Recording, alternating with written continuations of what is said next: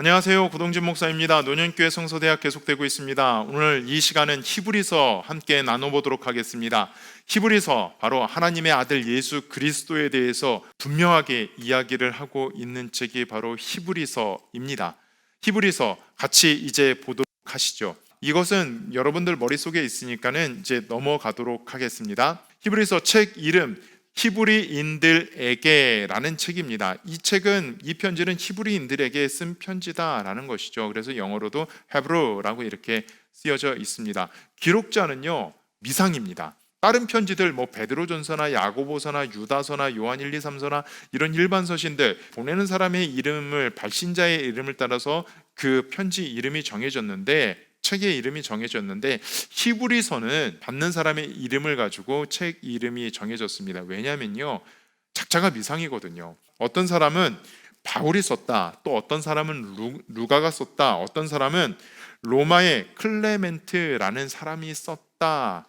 즉 바울의 제자라고 이야기하는 로마의 클레멘트라는 2세대 그리스도인이 썼다, 볼로가 썼다, 바나바가 썼다, 스데반의 제자가 썼다, 전도자 빌립이 썼다, 브리스길라가 썼다, 이렇게 다양한 의견이 있습니다. 지금도 이 누가 썼는지 그것을 확정을 하지 못하고 있습니다. 아니, 누가 썼는지 모르고 있습니다. 작자가 미상입니다. 그래서 이 편지는, 히브리서는 바로 받는 사람들의 이름을 따서 히브리서다라고 이야기를 하고 있죠. 기록자는요, 기록자의 특징을 우리가 볼 수 있는데, 어휘나 문체에서 헬라어와 성경에 뛰어난 제2세대 그리스도인이라고 보시면 됩니다.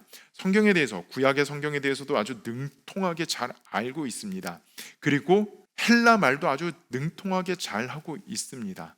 바로 2세대 그리스도인이 이 히브리서를 썼다라고 보시면 되겠습니다. 그리고 디모데를 잘 알고 있고, 수신자들이 알고 있는 유대 그리스도인이다라고 보시면 되겠습니다. 즉 받는 사람들이 이 편지는 누구가 써서 보내는구나 라고 이렇게 아는 사람이다라는 것이죠. 그런 생각을 가지면서 편지를 계속해서 보도록 하겠습니다. 수신자들은 바로 히브리인들이라고 이야기를 하면 여기시면 되겠습니다. 그리고 이 사람들의 특징이 무엇이냐면은, 복음을 받아들인 후에 미혹되어서 옛 종교, 즉 유대교로 돌아갈 위기에 처한 이들에게 지금 편지를 쓰고 있습니다. 왜 이들이 유대교로 다시 돌아가려고 하는가? 이제 시대적인 상황 계속해서 우리가 보고 있죠. 베드로 전후서를 통해서 계속해서 보고 있는 그 시대적인 상황을 한번 보도록 하겠습니다. 1세기 중반, AD 62년, 63년, 64년, 그 1세기 중반, 이 1세기 중반 그리스도인들, 특히 유대교에서 개종입니다. 오타가 났습니다. 개종한 그리스도인들이 동족인 유대인들로부터 박해를 아주 극심하게 받았습니다. 극심하게 받아서 배교의 위험에 처해져 있습니다. 이때까지의 이 로마 대화재 이후의 박해가 일어나기 전까지는, 네로의 박해가 일어나기 전까지는 유대인들에 의한 극심한 박해가 이루어졌다는 것 여러분 기억하시면서 성경 말씀을 읽으시길 바랍니다. 유대인들로부터 극심한 박해가 일어나게 됩니다. 유대인들로부터, 같은 동족으로부터 극심한 박해가 일어나니까는 내가 이거 믿음 집어치고 다시 돌아갈까? 유대교로 돌아갈까? 그게 더 편한데.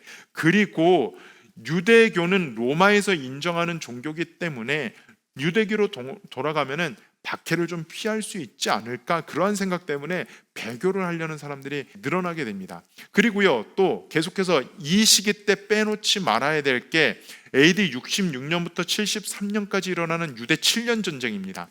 유대 7년 전쟁이 시작되려고 하는 시기입니다. 여러분, 유대 7년 전쟁, 강력한 로마 제국에 맞서서 유대인들이 똘똘 뭉치고 있고 민족의식이 고취되고 있습니다. 민족의식이 고취되니 이 기독교로 개종했던 유대인들 어떻게 됩니까? 다시 유대교로 돌아가려고 하는 그러한 생각들이 들게 되는 것이죠. 그러한 모습들이, 그러한 것들 때문에 많이들 유대교로 돌아갑니다. 이러한 이유들로 자연스럽게 배교가 일어나고 있는 상황입니다. 그 상황에 지금 이 편지를 써서 보내고 있습니다. 특히 이 편지를 받아서 보는 사람들은 예루살렘 성전과 그 예루살렘에 인접해 있는 유대인, 그리고 사마리아와 갈릴리 지역에 흩어져 있는 유대 기독교인들을 1차 목표로 하고 있고요. 또 소아시아 지역에 있는 기독교인들을 목표로 하고 있는 것을 보게 됩니다. 1차는 유대 땅과 사마리아 땅과 갈릴리 땅에 있는 그 사람들, 그리고 2차는 좀 더 멀리 지역에 있는 사람들을 향해서 이 편지를 쓰고 있다라고 보시면 되겠습니다. 기록 연대는요, 바로 대화재 이후 유대전쟁이 일어나는 그 즈음이라고 생각하시면 되겠습니다. AD 64년에서 68년경에 쓰여졌다라고, 그 4년의 기간, 그 어느 때 쓰여졌다라고 보시면 되겠습니다. 그리고 왜 그 기간이라고 이야기를 하냐면은 AD 70년에 예루살렘 성전이 무너져 내립니다. 로마의 티토 장군에 의해서 예루살렘 성이 완전히 함락되죠. 예루살렘 성이 함락이 되면서 무엇이 일어납니까? 더 이상 구약의 제사와 제사장과 레위인과 이 사두개인들의 명맥이 끊어져 버립니다. 제사가 중단되는데 히브리서를 읽어보시면 구약의 제사에 대해서 끊임없이 언급을 하고 있는 것을 보게 됩니다. 제사 제도의 중단에 대한 언급이 없는 것이죠. 그러니까는 예루살렘 성전이 아직 무너지지 않았다. 그리고 제사가 더욱더 열심히 행해지고 있었던 상황이다라고 보시면 되겠습니다. 그리고 디모데가 아직도 살아있고 유대인들로 인한 박해가 심해지고 있었다라고 상황이었고요. 그리고 이제 풍전등화죠.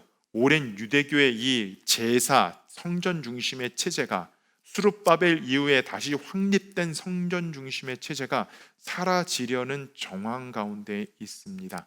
그리고 네로에 의한 박해가 시작되고 있는 상황, 그리고 거기에 연결되어 있다라는 생각을 가지고 이 편지를, 히브리서를 읽어 보시기를 바랍니다. 우리가 보았던 표지요, 있었던 일입니다. 쭉 이러한 가운데 베드로전서가 기록되게 되고 64년에 로마의 대화재가 일어나게 되고 네로의 기독교 박해가 일어나게 됩니다. 그리고 그 와중에 사도 바울이 니고볼리에서 체포되어서 압송당하게 되고, 베드로 후서가 기록되고 나서 베드로 사도가 순교를 하게 됩니다. 그리고 바울이 이제 두 번째 마메틴 감독의 감옥에 갇혀서 순교를 기다리고 있는 그때 바로 히브리서가 기록되고 유대의 반란이 일어나게 되는 것이죠. 자, 기록 목적입니다. 기록 목적, 유대교로 계속해서 돌아가려고 하고 있습니다. 유대교로 계속해서 돌아가려고 하는 그 기독교인들, 그들에게 예수 그리스도가 누구인지를 이야기를 해줘야 되잖아요. 왜 유대교로 자꾸 돌아가려고 할까? 아니다. 유대교로 돌아갈 수가 없다. 더 이상은 유대교에 돌아갈 필요가 없다라고 이야기를 합니다. 그래서 예수 그리스도가 우리의 대제사장, 아주 큰 대제사장이고, 예수 그리스도가 아까 전에 화면 보셨죠? 희생된 어린 양, 단번에 죽으신 희생 제물이시기 때문에 더 이상 그러한 제사를 드릴 필요가 없다. 우리가 유대교로 돌아갈 필요가 없다라고 이야기를 하고 있는 것이죠. 심한 박해 속에 있는 성도들을 위로하고 배교의 유혹을 경계하려고 이 편지를 쓰고 있습니다. 더욱이 우리가 잘 알고 있는 히브리서 11장 12장에 보면은 믿음장이라고 하죠. 끝까지 굳게 지켜 인내할 것을 격려를 합니다. 믿음은 바라는 것들의 실상이요 보지 못하는 것들의 증거니 선진들이 이로써 증거를 얻었느니라라고 이야기를 하면서 그렇게 믿음에 대해서 강조를 하고, 마지막 12장 1절 2절을 뭐라고 이야기를 합니까? 믿음의 주요 온전케 하시는 예수 그리스도를 바라보자 라고 하면서 격려를 하고 있지 않습니까? 바로 믿음을 끝까지 강조하고 있는 것을 보게 됩니다. 배교하지 말고 예수 그리스도를 바라보면서, 온전케 하신 예수 그리스도를 바라보면은 우리의 믿음을 온전케 하실 것이다. 히브리서에서 증거를 하고 있는 것이죠. 그리고 그리스도인의 신앙의 승리를 보증을 하고 있습니다. 믿음을 버릴 경우 5가지 심판을 경고를 하면서 이 편지를 끝맺게 되죠. 이러한 기록 목적을 가지고 편지를 쓰고 있습니다. 이제 사도 바울이 전도를 하고 있을 때보다는 더욱더 박해의 상황이 수위가 높아집니다. 그리고 배교의 상황도 수위가 높아집니다. 그렇게 배교의 상황이 다가올 때, 믿음이 흔들릴 때 무엇을 해야 되는지 믿음의 조상들은 편지를 써서 격려를 하고 서로를 위해 기도해 주었던 것을 보게 됩니다.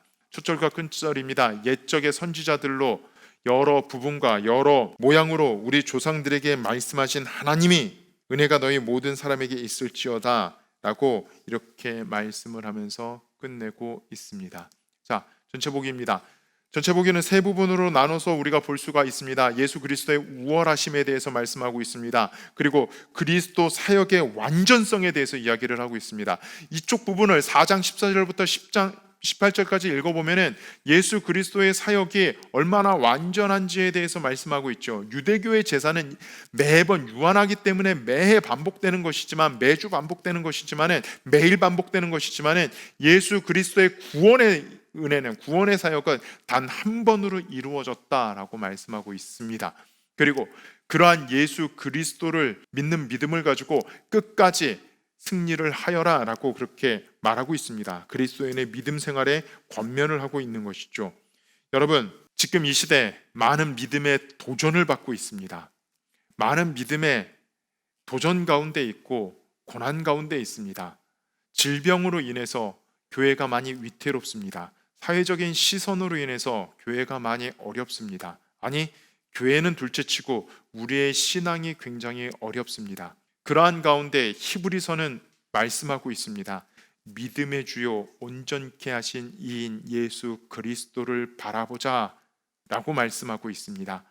여러분, 믿음이 흔들리실 때마다 믿음의 선진들을 기억하시길 바랍니다. 그리고 예수 그리스도를 바라보시길 바랍니다. 박해 상황 가운데, 배교의 상황 가운데 히브리서를 받아들고 읽었던 초대교회 성도들은 그렇게 믿음의 선진들을 기억하고 예수 그리스도를 바라보며 믿음을 지켰고, 그 믿음의 유산이 지금 오늘 우리에게까지도 전해지고 있는 것입니다. 여러분들도 그런 믿음의 유산을 후손들에게 전해주시길 바랍니다.